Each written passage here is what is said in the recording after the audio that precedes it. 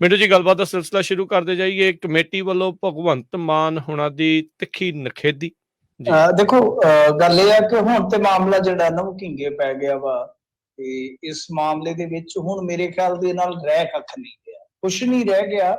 ਇਹ ਹੁਣ ਬਸ ਇੱਥੇ ਜੇ ਆ ਕੇ ਤੇ ਖਤਮ ਹੋ ਜਾਏਗਾ। ਬਾਕੀ ਮੁੱਦਿਆਂ ਤੋਂ 2-3 ਦਿਨ ਧਿਆਨ ਜਿਹੜਾ ਹਟਣਾ ਸੀ ਸੋ ਹਟ ਗਿਆ।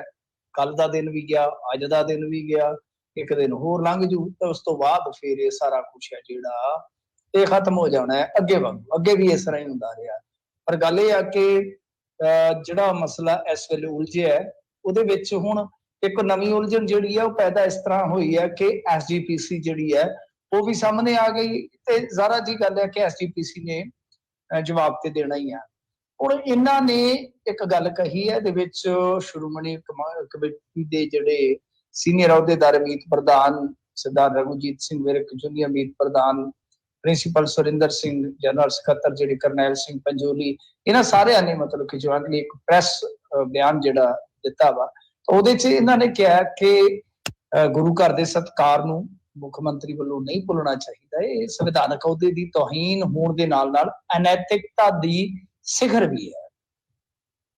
ਤੇ ਉਹਨਾਂ ਨੇ ਕਿਹਾ ਕਿ ਜੋ ਇਹਨਾਂ ਨੇ ਕੰਮ ਕੀਤਾ, ਮਤਲਬ ਕਿ ਸ਼ਰਾਬ ਪੀ ਕੇ ਆਏ ਆ, ਇਹ ਬਹੁਤ ਗਲਤ ਕੰਮ ਕੀਤਾ। ਤੇ ਅਜਿਹਾ ਪੱਤਰਕਾਰਾਂ ਦੇ ਨਾਲ ਜਦੋਂ ਗੱਲਬਾਤ ਕਰ ਰਹੇ ਸੀਗੇ ਉਦੋਂ ਸਾਫ਼ ਤੇ ਸਪਸ਼ਟ ਨਜ਼ਰ ਆ ਰਿਹਾ ਸੀਗਾ ਕਿ ਉਹਨਾਂ ਨੇ ਸ਼ਰਾਬ ਦਾ ਸੇਵਨ ਕੀਤਾ ਹੋਇਆ ਹੈ।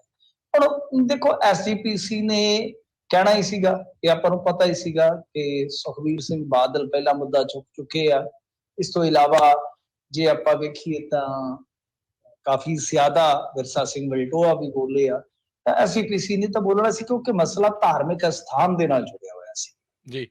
ਹੁਣ ਇਹਦੇ ਵਿੱਚ ਇੱਕ ਬੇਸਿਕ ਸਵਾਲ ਨਿਕਲੇਗਾ ਕਿ ਦੇਖੋ, ਤੁਸੀਂ ਗੂਗਲ ਕਰ ਲਓ ਜਾਂ ਵੈਸੇ ਵੀ ਤੁਹਾਨੂੰ ਤਸਵੀਰ ਨਜ਼ਰ ਪੈ ਜਾਏਗੀ ਕਿ ਭਗਵੰਤ ਸਿੰਘ ਮਾਨ ਨੂੰ ਸਿਰੋਂ ਪਾਉ ਪਾਇਆ ਗਿਆ ਜੀ।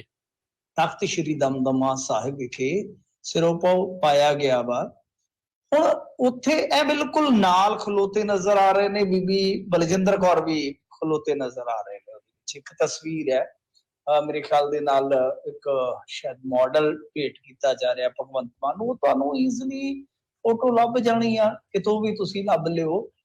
ਉਹਦੇ ਵਿੱਚ ਜੇ ਤੁਸੀਂ ਦੇਖੋਗੇ ਘੱਟੋ ਘੱਟ 8 ਬੰਦੇ ਫਰੇਮ 'ਚ ਨਜ਼ਰ ਆਉਂਦੇ ਨੇ, ਬੀਬੀ ਬਲਜਿੰਦਰ ਕੌਰ ਸਮੇਤ। ਇੱਕ ਉਹਦੇ 'ਚ SGPC ਕਮੇਟੀ ਦਾ ਮੈਂਬਰ ਵੀ ਹੈ।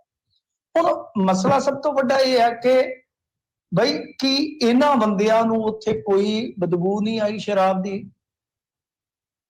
ਸਭ ਤੋਂ ਵੱਡੀ ਗੱਲ ਇਹ ਹੈ ਕਿਉਂਕਿ ਬਿਲਕੁਲ ਮੋਢੇ ਨਾਲ ਮੋਢਾ ਜੁੜਿਆ। ਮੈਂ ਫੋਟੋ ਖੋਲ ਲਈ ਆ ਕਿ ਕੋਈ ਭੁਲੇਖਾ ਨਾ ਰਹਿ ਜਾਵੇ।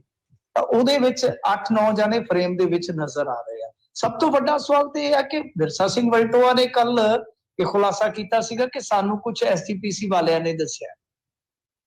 ਤੇ ਬੰਦਾ ਪੁੱਛੇ ਕਿ ਜੇ ਉਹਨਾਂ ਨੂੰ ਪਤਾ ਲੱਗ ਗਿਆ ਸੀਗਾ ਤਾਂ ਉਹਨਾਂ ਨੇ ਰੋਕਿਆ ਕਿਉਂ ਨਹੀਂ? ਸਭ ਤੋਂ ਪਹਿਲਾਂ ਤਾਂ ਫਿਰ ਉਹਨਾਂ ਦੀ ਸਸਪੈਂਸ਼ਨ ਹੋਣੀ ਚਾਹੀਦੀ ਹੈ ਜਿਨ੍ਹਾਂ ਨੇ ਕਿ ਸ਼ਰਾਬੀ ਨੂੰ ਜਾਣ ਦਿੱਤਾ ਉੱਥੋਂ। ਤੇ ਡਿਊਟੀ 'ਚ ਕੁਤਾਹੀ ਹੈ ਤੇ ਸੇਵਾ 'ਚ ਕੁਤਾਹੀ ਹੈ, ਬਜ਼ਰ ਗਲਤੀ ਹੈ ਤਾਂ। ਅੱਛਾ, ਇਸ ਤੋਂ ਇਲਾਵਾ ਜੇ ਤੁਸੀਂ ਦੇਖੋਗੇ ਤਾਂ ਜਿਨ੍ਹਾਂ ਨੇ ਸਨਮਾਨ ਕੀਤਾ ਭਗਵੰਤ ਮਾਨ ਦਾ, ਉਹ ਵੀ ਹੁਣ ਅੱਗੇ ਆ ਗਏ। ਜਦ ਉਹਨਾਂ ਨੇ ਕਹਿ ਦਿੱਤਾ, ਉਹ ਕਹਿੰਦੇ ਜੀ ਕਿ ਮੈਨੂੰ ਤੇ ਨਹੀਂ ਲੱਗਿਆ ਵੀ ਉਹ ਨਾ ਸ਼ਰਾਬ ਤੇ ਬਾਕੀ ਜੇ ਬਈ ਅਕਾਲੀਆਂ ਕੋਲ ਕੋਈ ਸਬੂਤ ਹੈ ਤੇ ਆਪੇ ਉਹ ਜਾਣਨ ਤੇ ਉਹਨਾਂ ਦਾ ਕੰਮ ਜਾਣੇ। ਮਤਲਬ ਜਿਹੜੇ SGPC ਮੈਂਬਰ ਨੇ ਉਹਨਾਂ ਨੂੰ ਇੱਕ ਤਸਵੀਰ ਭੇਟ ਕੀਤੀ, ਸਿਰੋਂ ਪਾਉ ਪਾਇਆ ਤੇ ਨਾਲ ਖਲੋ ਕੇ ਫੋਟੋ ਕਰਵਾਈ ਆ। ਉਹ ਕਹਿੰਦੇ ਵੀ ਮੈਨੂੰ ਨਹੀਂ ਲੱਗਾ। ਤਾਂ ਬਸ ਹੁਣ ਇਹੀ ਕੁਝ ਚਾਹੀਦਾ ਸੀਗਾ। ਅਕਾਲੀ ਦਲ ਵਾਲਿਆਂ ਨੂੰ ਭਗਵੰਤ ਮਾਨ ਦੀ ਬਾਡੀ ਲੈਂਗੁਏਜ ਤੋਂ ਅੰਦਾਜ਼ਾ ਹੋ ਗਿਆ ਕਿ ਲਓ ਵੀ ਅੱਜ ਕੰਮ ਜਿਹੜਾ ਉਹ ਟੈਟ ਆ। ਤੇ ਉਹਨਾਂ ਨੂੰ ਹੁਣ ਯਾਨੀ ਦੂਜੀ ਧਿਰ ਨੂੰ ਇੱਕ ਬਹੁਤ ਵੱਡਾ ਤਰਕ ਮਿਲ ਗਿਆ ਕਿ ਲਓ ਜੀ SGPC ਮੈਂਬਰ ਜਿਹੜਾ ਹੈ ਉਹ ਜਿਹੜਾ ਖੁਦ ਸਨਮਾਨ ਦੇ ਰਿਹਾ ਵਾ, ਖੁਦ ਕੋਲ ਖਲੋਤਾ ਆ, ਤਾਂ ਉਹ ਕਹਿ ਰਿਹਾ ਕਿ ਐਸਾ ਨਹੀਂ ਹੋਇਆ। ਤੇ ਇਹਦਾ ਮਤਲਬ ਇਹ ਹੈ ਕਿ ਹੁਣ ਗੱਲ ਜਿਹੜੀ ਹੈ ਬਿਲਕੁਲ ਬੈਠ ਜਾਏਗੀ। ਤਾਂ ਹੁਣ ਇਹ ਜਿਹੜਾ ਰੌਲਾ ਚੱਲ ਰਿਹਾ ਸੀ 2 ਦਿਨ ਤੋਂ, ਇਹ ਬਿਨਾਂ ਕਿਸੇ ਨਤੀਜੇ ਤੋਂ, ਬਿਨਾਂ ਕਿਸੇ ਇੱਕ ਖਾਤਮੇ ਤੋਂ ਇੱਕ ਵਾਰੀ ਬਹਿ ਜਾਏਗਾ। ਫਿਰ ਹੋ ਸਕਦਾ ਆਉਣ ਵਾਲੇ ਸਮੇਂ ਦੇ ਵਿੱਚ ਕੋਈ ਵਿਵਾਦ ਉੱਠ ਪਵੇ, ਕਿਉਂਕਿ ਆਪਾਂ 7 ਸਾਲਾਂ 'ਚ ਇਸ ਵਿਵਾਦ ਨੂੰ ਕਈ ਵਾਰ ਉੱਠਦਾ ਵੇਖਿਆ। ਪਰ ਬਹਿਰਹਾਲ ਆਪਾਂ ਇਹ ਦੇਖਾਂਗੇ ਕਿ ਹੁਣ ਉਹਨਾਂ ਦੇ ਕੋਲ ਵੀ ਇੱਕ ਅਸਤਰ ਸ਼ਸਤਰ ਇੱਕ ਤਰ੍ਹਾਂ ਨਾਲ ਉਹਨਾਂ ਦੇ ਕੋਲ ਵੀ ਆ ਗਿਆ ਤੇ ਉਹਨਾਂ ਦੇ ਕੋਲ ਵੀ ਹੈ। ਤਾਂ ਦੋਨਾਂ ਕੋਲ ਹੀ ਆਪੋ ਆਪਣੇ ਪੱਥੇ ਦੇ ਵਿੱਚ ਤੀਰ ਹੈਗੇ ਨੇ, ਉਹ ਵੀ ਚਲਾ ਸਕਦੇ ਆ, ਉਹ ਵੀ ਚਲਾ ਸਕਦੇ ਆ, ਪਰ ਇਹਦੇ ਚੋਂ ਹੁਣ ਨਿਕਲਣਾ ਕੱਖ ਨਹੀਂ।